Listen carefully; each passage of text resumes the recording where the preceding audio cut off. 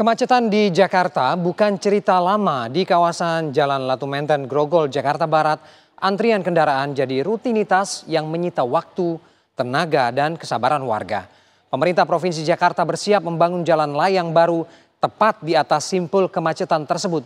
Lalu benarkah jalan layang bisa menjawab masalah menahun ini? Garis Batas membahasnya dalam tajuk Flyover Latu Menten, solusi atasi macet kawasan Grogol.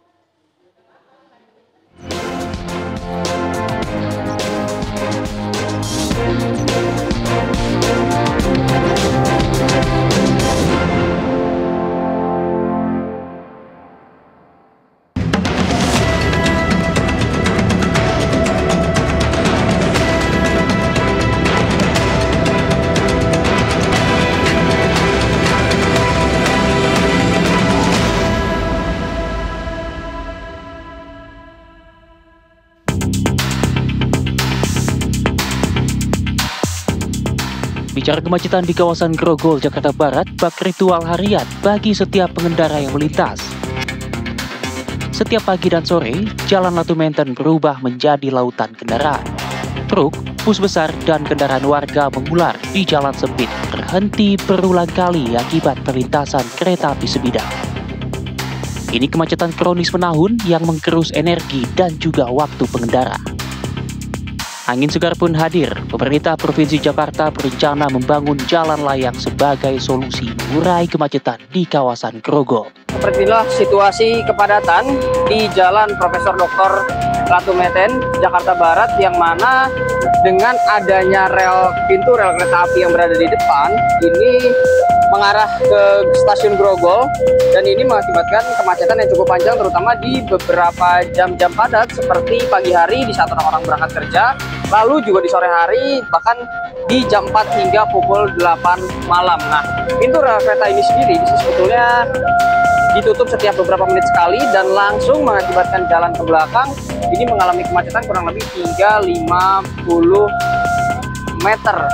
Seperti itu. Nah, dengan adanya pintu rel ini yang menyebabkan kemacetan ini, baik dari Pemprov DKI Jakarta dan juga Pemkot Jakarta Barat merencanakan untuk membuat flyover yang mana nantinya dari arah exit tol dalam kota maupun dari arah Selipi ini nantinya akan menuju ke Grogol tidak perlu lagi terhalang dengan adanya pintu rel kereta api dan langsung melalui flyover sehingga dapat menghemat waktu perjalanan dan juga mengurai kemacetan. Nah, untuk itu saya akan mengajak Anda untuk juga berbincang bersama beberapa warga di sini untuk menanyakan sebetulnya seberapa macet di Jalan Latu Menten ini dikarenakan adanya pintu rel kereta api. Macet, kalau hari-hari biasa macet. Jam berapa, Pak? Dari jam 7 sampai jam 10-an. Pagi, kalau sore jam 3 sampai malam jam 7. Iya. Jauh, Pak? Jauh sampai Jembatan Layang. Sampai Jembatan Layang. Mau di flyover nih, Pak? Ya. Jadi Bapak ada di sini. Iya. Iya. Setuju. Kenapa nih, Pak? Iya, setuju aja saya emang gitu, bebas kalau jualan mah. Setuju, Pak. Soalnya kalau macet pada naik trotoar. Pada naik trotoar. Motor-motor naik ke trotoar.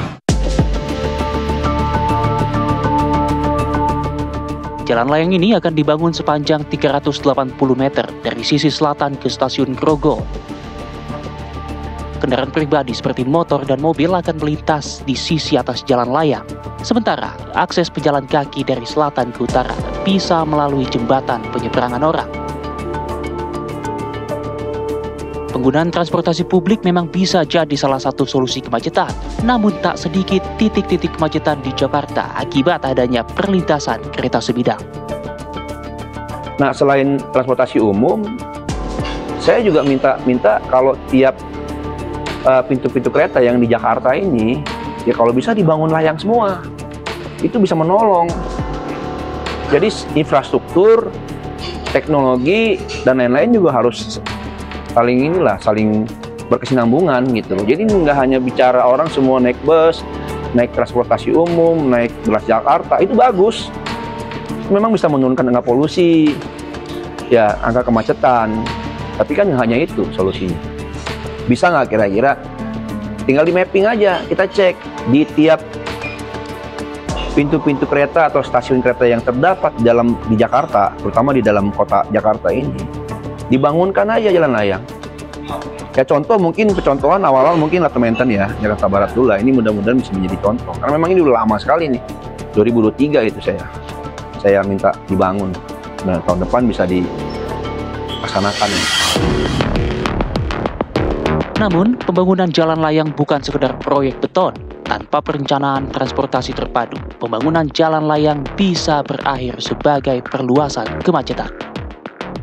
Sebenarnya kalau misalnya pembangunan flyover dan jalan tol, semestinya misalnya itu tidak menjadi solusi utama ya untuk mengatasi kemacetan, tapi seperti yang saya tekankan, bagaimana misalnya pemerintah mengoptimalisasi angkutan umumnya dan masyarakatnya mau bertindak seperti itu. Pembangunan memang harus dilakukan, misalnya pembangunan multisektor gitu ya, maksudnya itu dilakukan bersamaan, misalnya pada saat waktu yang bersamaan di satu area, sehingga pengalihan arus lalu lintasnya bisa direkayasa pada waktu tertentu. Jalan layang Latumentan harus menjadi simbol perubahan cara pandang terhadap mobilitas warga kota, sekaligus menjawab kebutuhan hari ini dan kenyamanan generasi esok. Oke aja Pemda Jakarta itu ingin membangun misalkan flyover itu di Latumentan. Memang udah sangat crowded di daerah Grogol itu. Tapi tolong jangan lupakan unsur kemanusiaan, unsur kebutuhan manusia di situ. Sebab jangan lupa di situ ada sekitar situ kan ada kampus segala macam, ada pusat perbelanjaan, ada pasar gitu ya di situ. Itu di sekitar situ tuh radius 1 kilometer aja sudah begitu banyak tuh kehidupan. Nah, jangan sampai gara-gara dibangun itu kemudian masyarakat tidak lagi susah dengan jalan kaki mengakses kampus, mengakses rumah sakit, kemudian mengakses pasar. Nah, kalau ini tidak diperhatikan, menurut saya itu menjadi tidak bermanfaat. Jadi jangan hanya Pemda itu memikirkan bagaimana mengurai kemacetan. Itu penting, kemacetan itu diurai. Tapi fasilitas untuk manusia beraktivitas, bersosial itu juga harus diperhatikan.